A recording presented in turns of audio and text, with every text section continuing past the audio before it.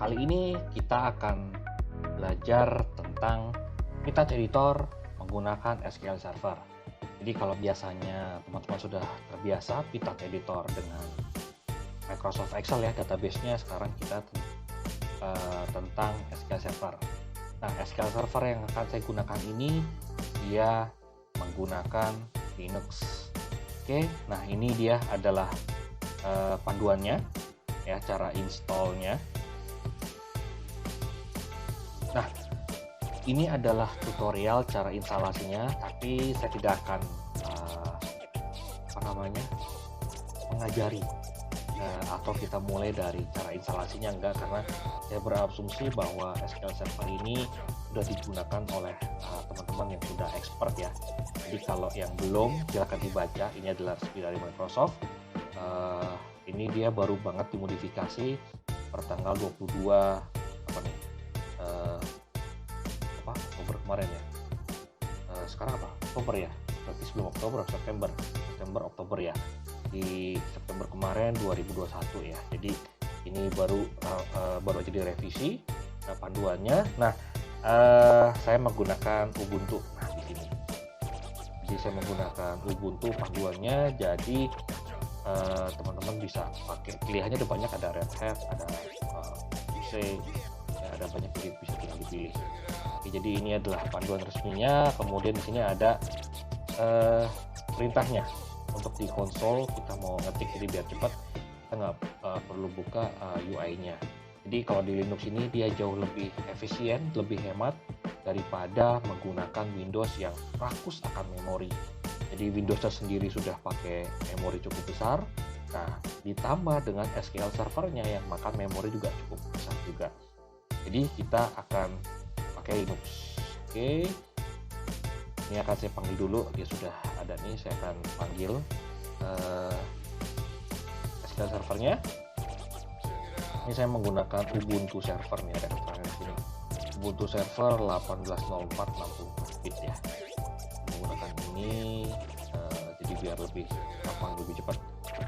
Oke, kita tunggu dia selesai. Nih harusnya cepat sih loadingnya, nggak kayak Windows yang lama. Tapi di Windows yang baru nih berapa? 10 ya, loadingnya juga udah cepet sih selama teman-teman pakai SSD ya. Kalau masih pakai hard disk biasa dia lama, tapi kalau udah pakai SSD atau enggak NVMe, dia butuh cepet nih. Oke, dia sudah masuk ke halaman login. Saya akan login dulu, passwordnya. Oke. Ya, sip, dia sudah masuk. Ini kita cek dulu sistem SQL status MS SQL server. Nah, ini dia statusnya aktif dan berjalan, running ya. Terus kemudian kita akan cek perintahnya SQL cmd s-nya itu localhost, terus kemudian min u s1, passwordnya nggak boleh localhost.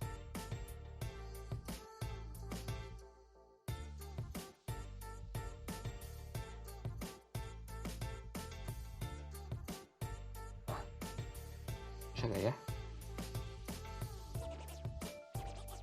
Passwordnya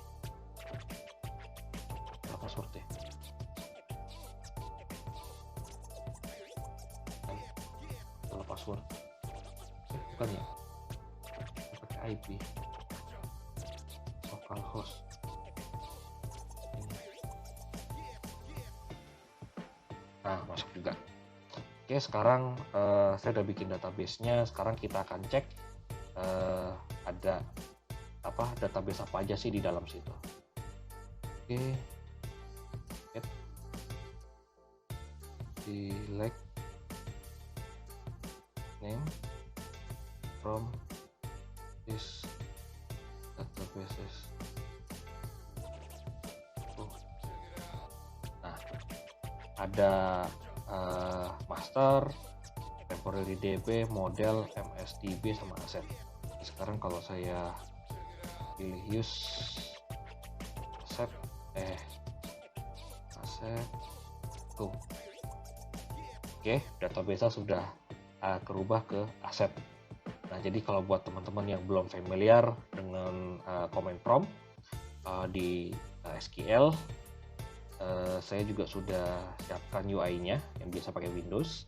Ini saya pakai namanya Heidi SQL ya. SQL ini ada sessionnya. Kalau pilihnya TCP ada banyaknya, ada MariaDB, SQL, Proxy SQL, PostgreSQL juga ada. Saya pakainya TCP. Kemudian ini IP-nya, kita cek ya IP-nya berapa ya. Oke. If config. Nah, ini masih 6571 sama. Oke, login lagi. Passwordnya. Oke, use asset. Tuh, sudah masuk. Sekarang ini juga kita akan login ya, sama pakai SA. Nah, ini bisa diabaikan karena saya nggak mengaktifkan SSL-nya ya. Ini juga masih di sandbox ya, jadi nggak perlu.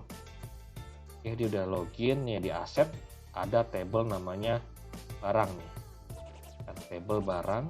Terus kemudian ini adalah isinya. Ada berapa record? 7 ya. Ada 7 record atau 7 baris ya. 7 row, 1, 2, 3, 4, 5, 6, 7. Ini ada 7. Jadi ini adalah isinya dari si tabel ini. Oke, nah sekarang kita akan mengkoneksikan si SQL Server ini ke Vintage Editor. Kita langsung buka Vintage Editor. Nah, ini saya sudah ada, saya akan tinggal panggil aja editor SQL. Nah, ini dia, kita harus isi ya database-nya di servernya itu 192.168.65.71. Oke, ini dilepas. Username SA, passwordnya. Oke, nah ini dia langsung loading. Pilih aset, kemudian oke. Nah, ini dia sama 7 record ya. Ini juga 7 record juga sama. 7 record juga 7. Datanya sama. Nah, ini real time nih dengan yang ada di SQL Server. Jadi kalau misalkan kita mau update di SQL Server, di Vintage Editor ini dia juga tidak langsung berubah secara otomatis. Jadi sama seperti di Microsoft Excel, ya setelah kita koneksikan dengan database-nya ke editor, kalau misalkan kita mau tambah, maka harus di close dulu, kita edit Excel-nya, setelah itu kita koneksikan kembali. Nah, di sini juga sama, misalkan kita mau nambah aset baru ya. Nah, ini kalau misalkan saya tambah di sini, enggak di sini juga bisa sama aja. Misalkan di sini aja deh, bisa ini. Akan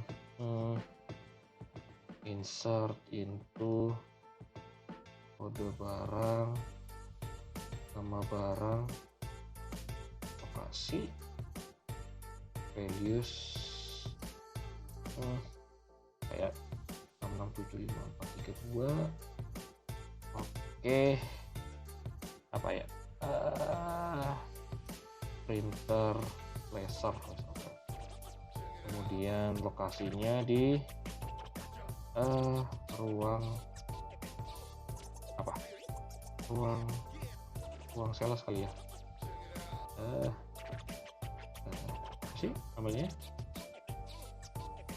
ruang admin deh, ini deh. Nah, ini kita tutup.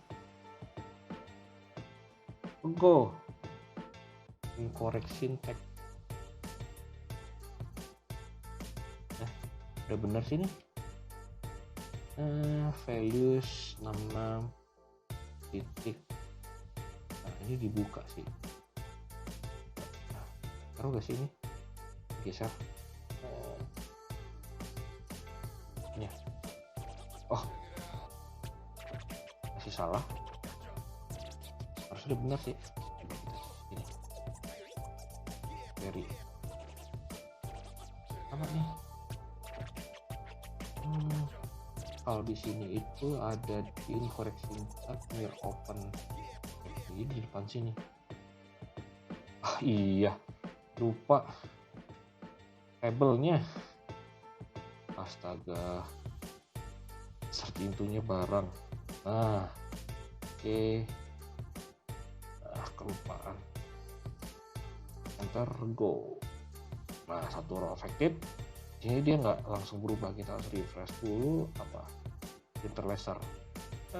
Ini printer laser. Yes, dia masuk. Kalau modal sini dia juga bisa. 55. Bukan LCD. Apa ya enaknya ya? Kulkas kali ya. Kulkas belum ada. Kulkas. Dapur. Oke, kita run. Oke, dia sudah ada. Kita buka di sini, kita refresh. Nah, ini kulkas. Udah nambah 2 row ya, 2 record ya. Jadi 9 dan 7 tadi tambah 29. Kita cek di sini. Nah, ini juga sama. Masih 7. Dia nggak nambah tuh. Ya, dia nggak nambah. Jadi kita harus close dulu. Ini close dulu. Ini saya close. Kemudian coba lagi. Ini kalau pakai SQL Server kita tetap harus input ya. Dia nggak bisa langsung otomatis karena dia online via jaringan. Oke, user passwordnya kita input, terus set. Oke, kulkas sama printer laser udah ada. Ini juga 9 record. Jadi dia sudah langsung terkoneksi dengan SQL-nya. Jadi prinsip dan cara kerja sama. Jadi kalau misalkan kita mau melakukan perubahan di database, maka dia tidak bisa langsung real time berubah di editornya. Nah, sampai di sini tips Vintage Editor menggunakan SQL database atau Microsoft SQL. Jadi jangan sampai ketukar ya. Ini kita hanya bisa SQL Server, bukan MySQL Server. Oke. Jadi buat teman-teman yang sudah mengikuti, terima kasih. Jangan lupa share, biar teman-teman yang pada belum tahu bisa belajar. Dan kalau ada request mau video misalkan, Kak saya mau video ini dong, tutorial ini atau ada tips ini, tulis di kolom komentar, nanti akan kita coba cek ya. Oke.